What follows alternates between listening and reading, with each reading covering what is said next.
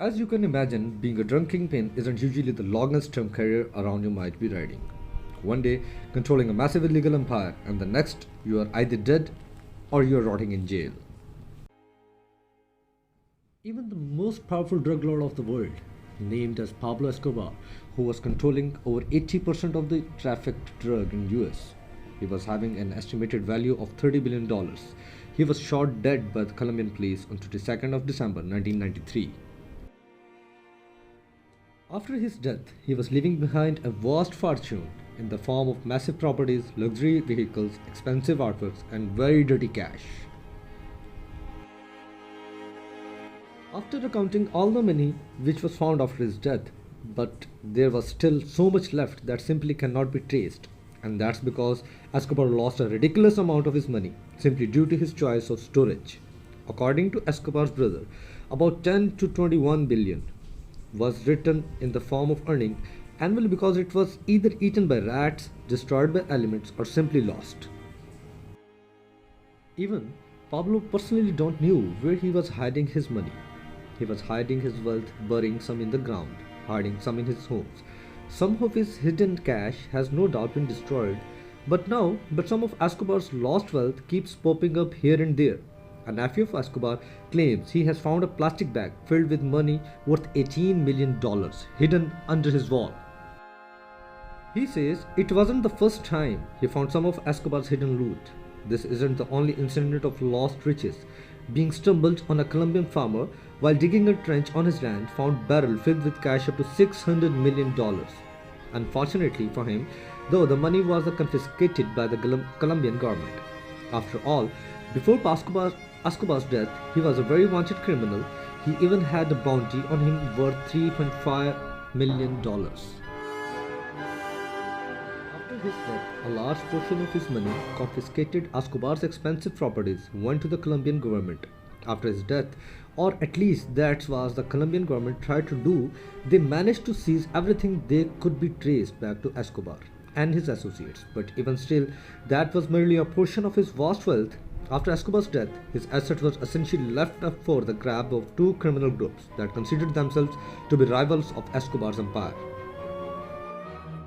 The Los Pepes and the Cali cartel, and with the help of members of Pablo's Medellin cartel, they were able to recover a large portion of money the government couldn't get their hands on, even going on far as forcing Escobar's family to sign award over assets they had left. Escobar was a man who enjoyed the finest things in the life, so whatever money he hasn't pumped back into his illicit business.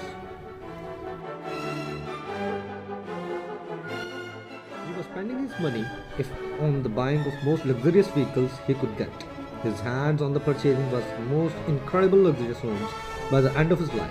Substantial amount of his wealth was in luxury vehicles, his luxury homes, and sometimes, quite literally, in his luxury homes the man was apparently making about $810 a second.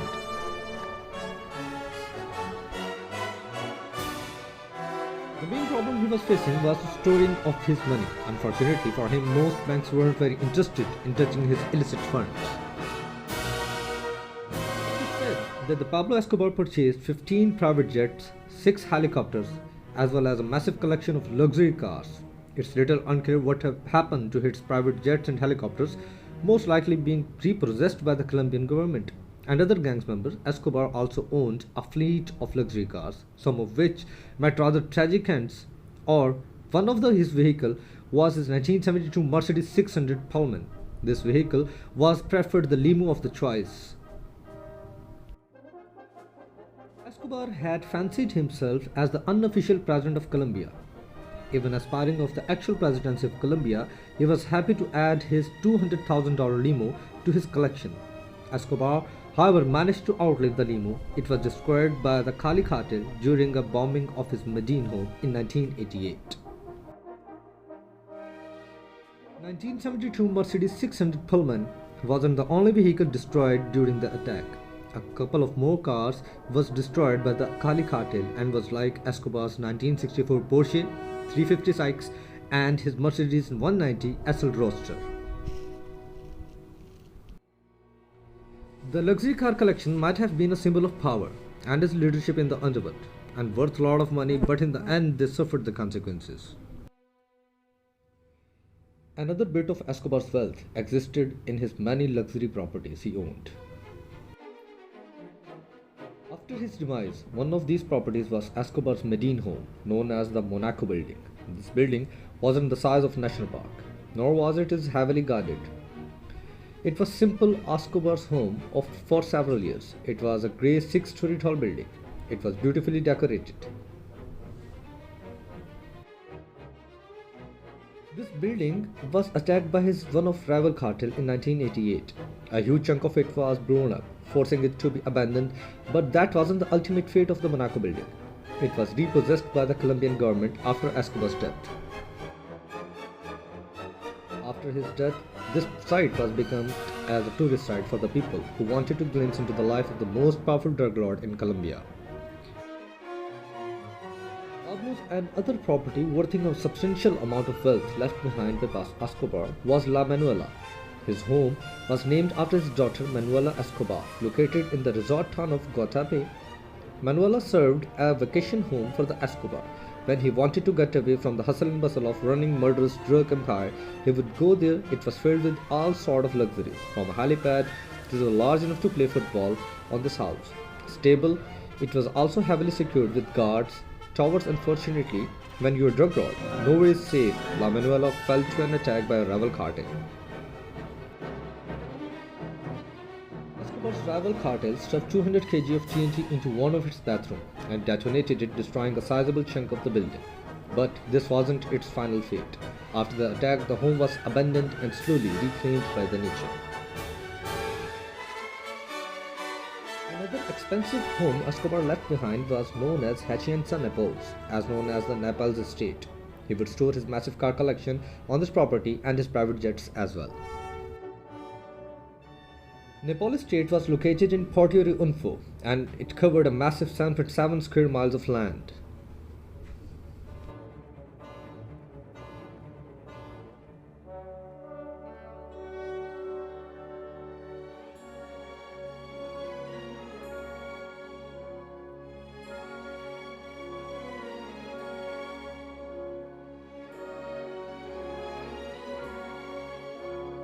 In 1993, after Pablo Escobar's death, the government repossessed Naples estate and everything in it. Many of the original buildings on the property were demolished or reconditioned for other purposes of the Colombian government.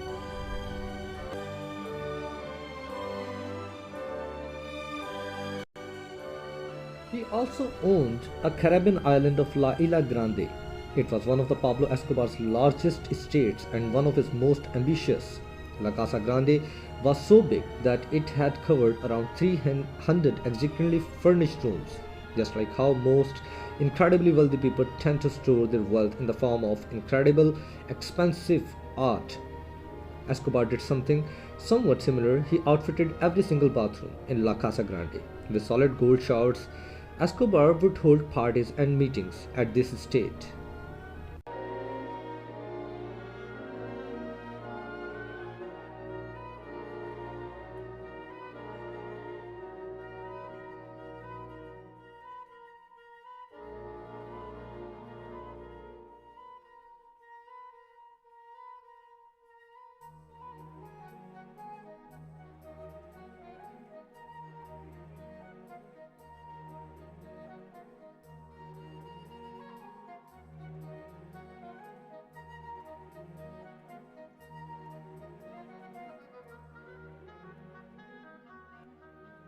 Another notable property that this great drug lord got was La Catedral, a prison where he can stay and escape the extradition from the United States.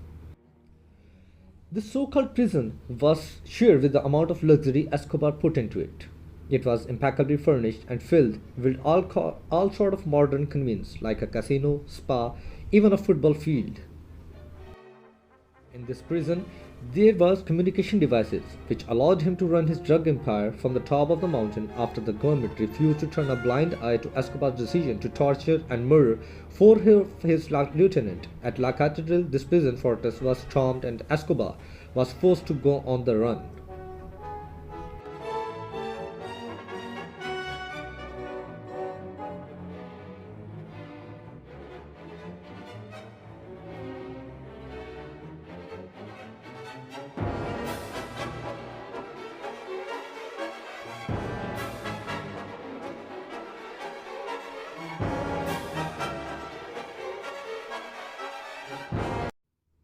In 2007, this prison was handed over to Benedictine monks. The monks arrived at the prison and transformed it into a serving place for the religion pilgrims.